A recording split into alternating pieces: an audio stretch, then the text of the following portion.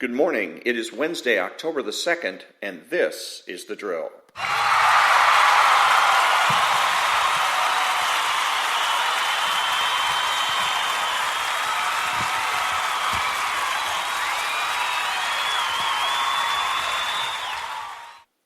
Thank you very much. I am Ron, your host, the only true conservative in the United States today, because I'm the only one who makes the presumption for the status quo. My podcast is about being a true conservative and using true conservatism to beat the left each and every day. Broadcasting is my calling. I podcast because I have something to say. My podcast is made possible by Spreaker.com. It can be heard on iTunes, Spotify, Google, and YouTube. My email address is storytimes@hotmail.com. I'm on Twitter at Ronald Hardgrove and on Facebook at The Drill. I started my socio-political odyssey as a conservative Republican and became a card-carrying member of the Libertarian Party. Now I'm a registered independent and a true conservative. I was taught by the left how to dress, how to act, what to take seriously, and who to associate with. When I decided to vote Republican, I thought that I could act like a liberal but vote conservative and still consider myself a conservative. I was wrong. Whenever I engaged a liberal in debate, I couldn't win. I couldn't win because I couldn't be taken seriously, and because I didn't understand the debate dynamic between left and right. I talked conservative, but I acted left. I used lefty lingo, I dressed like the left, and I engaged in petty vice and associated with people who engaged in vice, people who used drugs, gambled, consorted with prostitutes, stole, and cheated. I failed to recognize that the debate dynamic was between psychology, things that are imaginary, and philosophy, things that are real. It was no wonder that the people around me didn't take me seriously. So I realized that defeating the liberals and socialists begins with getting my act together, not only by voting conservative, but by talking, dressing, and acting conservative. By refusing to associate with common criminals and ne'er-do-wells, by being aware of and resisting left-wing counterculture, and by using my intellect to defeat psychological bullying and intimidation. By becoming a true conservative, I will not only win, I will never lose. The purpose of my broadcast is to share with my audience the lessons I learned on how to defeat the left each and every day. Today, I will properly define the so-called whistleblower. I will tell you the truth about so-called climate change, and I will talk about the intellectual impotence of George Will and National Review. I will also pick up where I left off reading Chapter 4 of A False Kind of Christianity by Dan Jensen, covering simplicity and clarity and sophistry. All that when I come back.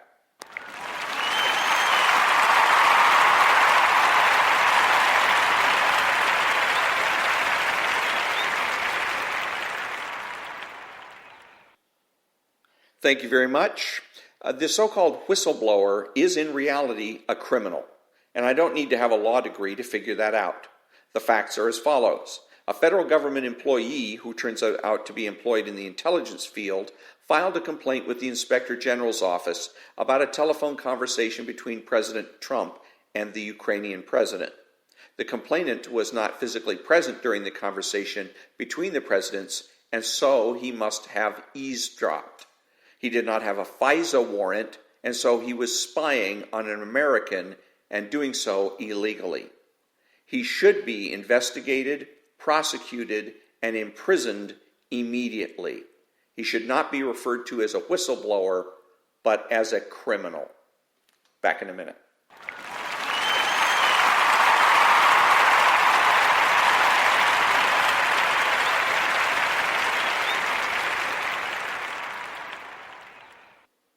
Thank you. Climate change. I was thinking about climate change yesterday, and I remembered what I was taught in school, that climate on Earth was very much dependent on topography. And the climate of the mountains is not the same as the climate at the beaches, which is not the same as the climate in the deserts. Carbon dioxide is supposed to be a climate change agent. But first, carbon dioxide is not, nor ever has been, nor ever will be, a greenhouse gas, because the greenhouse effect takes place 8 to 11 miles high in the troposphere, and carbon dioxide travels along the ground. Secondly, carbon dioxide has no power to alter the Earth's topography. Thousands of years from now, we will still have the mountains, the oceans, and the deserts, and those topographical features will still have the power to shape our climate. This is the truth, and truth is a universal human value. This is what Rush Limbaugh should be talking about, values, instead of reacting to the Democrats and talking about what they consider important, namely impeachment. He should be ignoring the left and talking about values. When I come back, I will talk about the pathetic lack of influence of George Will.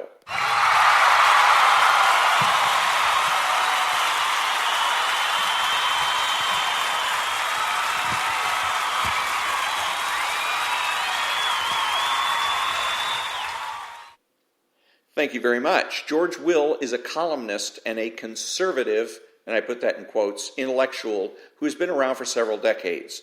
National Review is a conservative, and again I put that in quotes as well, magazine that was published by William F. Buckley Jr. and has been in circulation for many years. George Will is currently making the rounds of radio talk shows to promote his new book. I heard him on Hugh Hewitt's show the other day, and as I was listening to this interview, I realized that George Will and National Review are intellectually impotent. They have no socio-political influence. Both George Will and National Review are, and always have been, never-Trumpers. They have opposed President Trump from the beginning.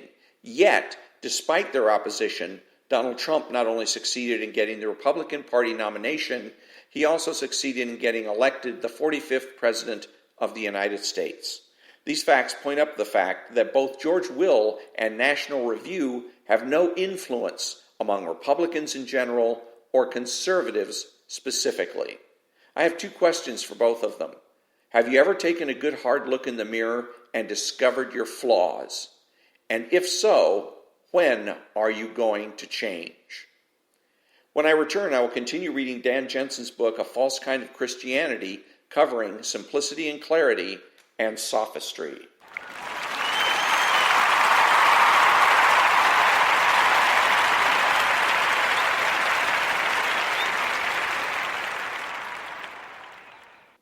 Thank you. And now I will continue with Chapter 4, A False Kind of Christianity, a conservative evangelical refutation of progressive Christianity. When I left off yesterday, I'd covered the charge of arbitrariness. I will not cover two sections. I will now cover two sections. The first titled Simplicity and Clarity, and the second titled Sophistry. When I last read from this book, I covered the charge of arbitrariness, which is the first way that the socialists try to get around reality. Simplicity and clarity. The next way that many people try to get around these first principles and the conclusions that naturally flow from them, both the inferences drawn from them apart from further investigation of the natural world and the concrete conclusions we can come to from investigating the world when the empirical data is overwhelmingly in favor of a conclusion, is to grossly overcomplicate things so that your average person not trained in philosophy, theology, or any of the higher academic subjects cannot understand what is being said and begins to despair of ever acquiring sound basic knowledge. I'm not here advocating being simplistic in any way. Many things in life are terribly complex, intricate, and bloated with nuance. We must carefully take all of these things into account and not offer lame and oversimplified explanations. Having said that, the best teachers and leaders are those who know how to articulate truth in the simplest and most clarified manner possible. The possible here is extremely important. It makes clear that sometimes it is not possible to explain something in a way that is very easy to understand. Having said that, what can always be done is the breaking of things down as much as possible so that anyone with normal mental capacities can get the gist of what is being said.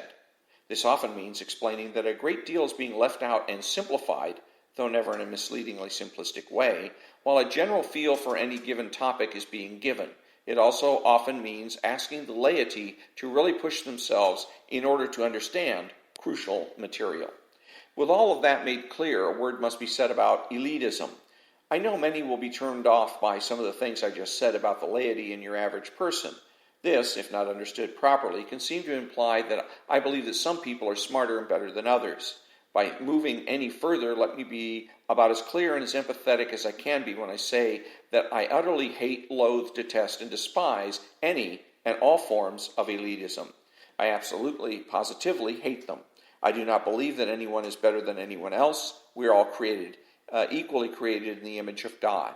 And while I do believe that some people are naturally smarter than others, I do not believe that it is the more educated who are naturally smarter than others. God has given all of us different gifts, and they all even out in the end, even if it does not seem that way because different cultures place higher premiums on certain gifts over others. So the fact that intellectual pursuits come easier to others does not mean all that much in the big scheme of things. And, as was said a moment ago, just because someone is more educated does not mean that they are naturally smarter than anyone else. It only means they happen to be more educated.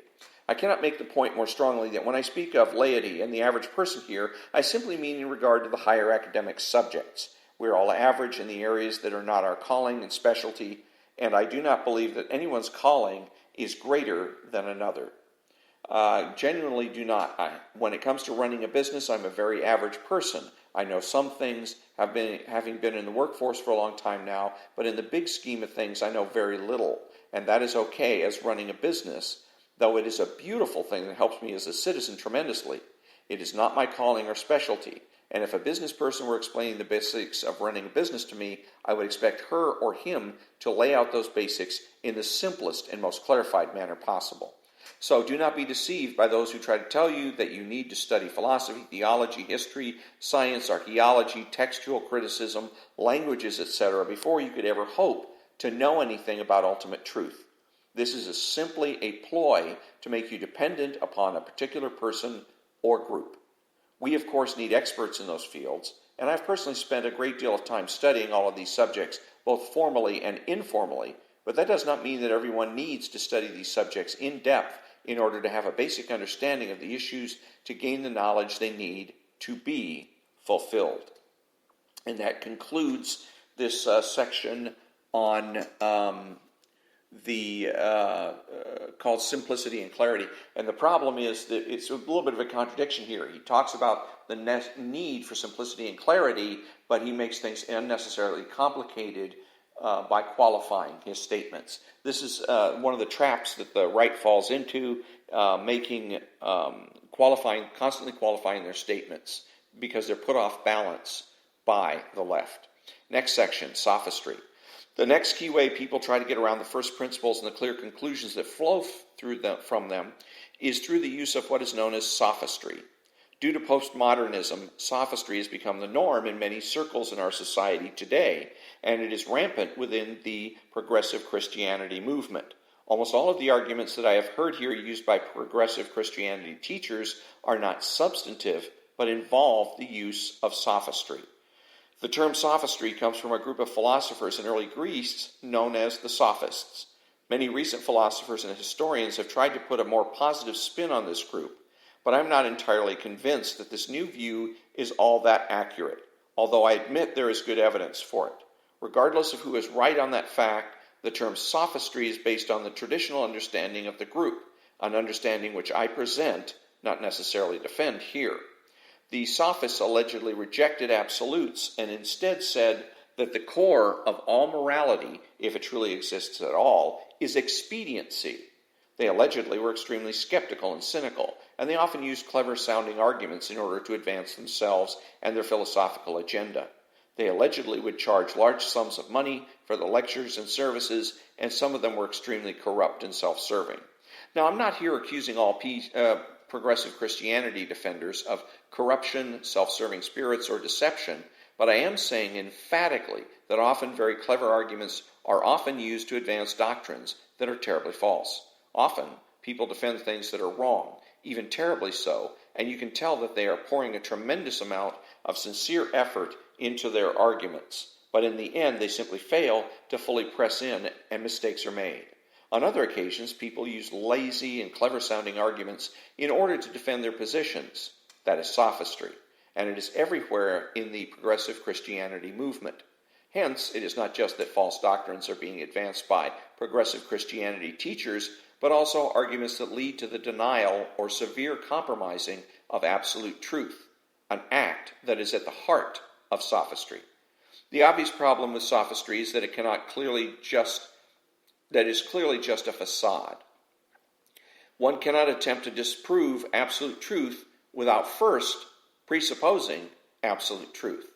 If nothing is certain, if all is open to interpretation, if all is culturally conditioned, if language does not adequately communicate, then there's no reason to listen to anyone, including progressive Christianity defenders, about anything. Hence, sophistry is self-defeating. To say nothing is certain is to make a statement of certainty. To say that everything is open to interpretation is to make a statement that is intended to have a very specific meaning. To say that everything is culturally conditioned is to make a statement that is intended to transcend culture. To say that language does not adequately communicate is to use language in an attempt to clearly and adequately communicate a specific proposition. Sophistry just does not work. Allow me to give an example here of PC or progressive Christianity sophistry. We will look at many more examples throughout the course of this work. Many, if not most, progressive Christianity advocates do not believe in any concrete gender distinctions. This does not mean that they do not recognize gender on any level. They are not stupid people, and they recognize that almost half of the population is male biologically, and about half of the population is female biologically. No one is denying that they recognize this, despite some protests to the contrary. However, what many, if not most, will assert is that beyond these basic biological differences, there are not many other differences, and it is often asserted that these differences do not need to be fixed. If a person who is biologically male wants to consider himself female, he is permitted to do so. If someone who is biologically female wants to consider herself male, that is also ethically permitted.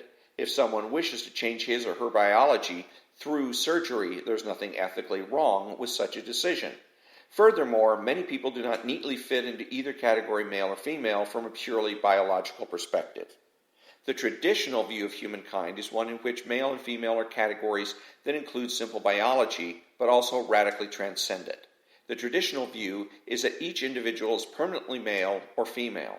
The traditional view is that, due to various factors, all of us are marred to one degree or another when it comes to our gender.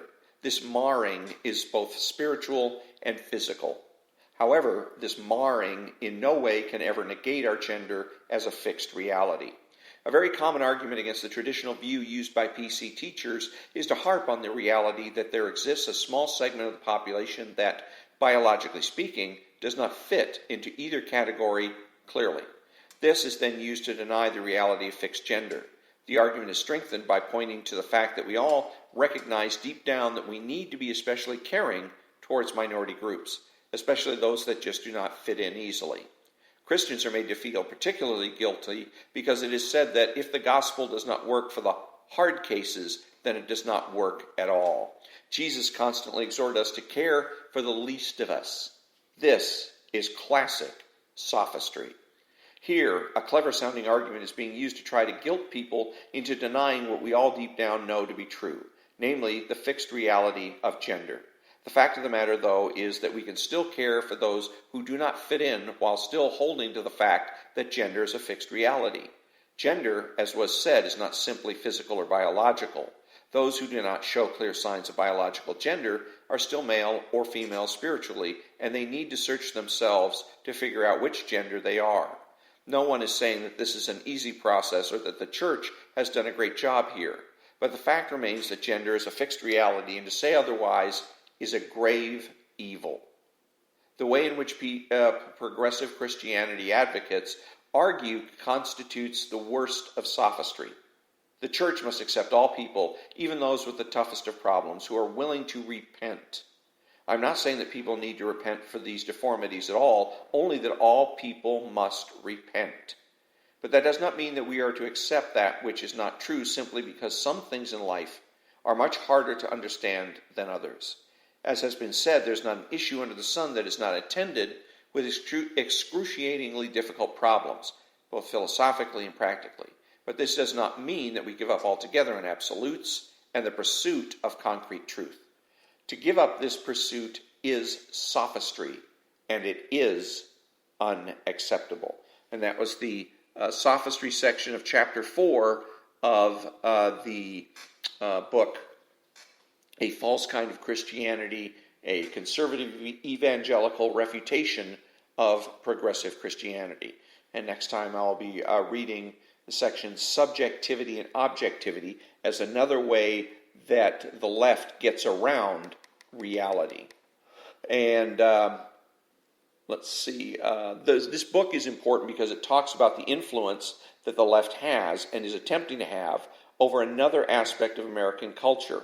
And not only just another aspect, but perhaps the most important aspect of American culture, namely the church. Chapter 4 is important because it demonstrates the foundations of not only Christianity and all intellectual endeavors, not only Christianity, but all intellectual endeavors, and shows you how the left attempts to subvert those foundations. The simplicity and clarity and sophistry sections of Chapter 4 are important because they accurately describe the efforts in detail of the left to subvert Christianity. Back in a minute.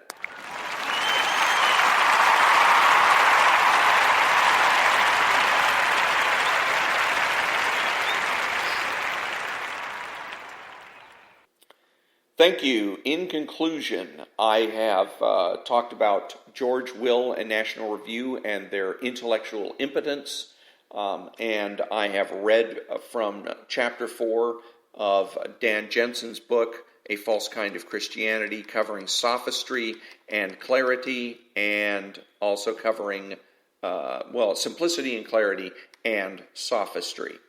And I've also covered and spoken about the climate change and topography and how topography affects climate on Earth, and also explained why it is that the person that is called a whistleblower in the case of Donald Trump and the Ukrainian president is actually a criminal. So, let's see here. Who is the true conservative? He's a person that understands that conservatism is not just about politics, but about culture as well. He acts like an adult. He is patriotic and uses common sense. He makes judgments, refuses to speculate, and is not afraid to say no. He speaks clearly and definitively. He's open-minded, asking why rather than why not. He is unafraid to learn or correct his mistakes. He is a normal American. And that brings me to the conclusion of another episode of The Drill. Remember that the left has no authority, no power, and they can't win. True conservatives will never join their movement, and we won't shut up. Thank you for listening, and have a great day.